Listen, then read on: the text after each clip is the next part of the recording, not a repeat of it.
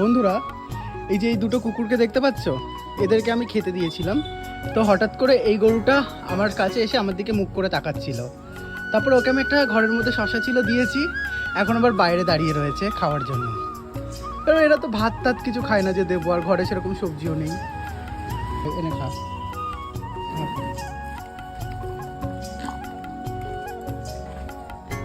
আসলে আমি দুখানা কুকুরকে আর দুটো বিড়ালকে খেতে দিচ্ছিলাম, ঠিক আছে।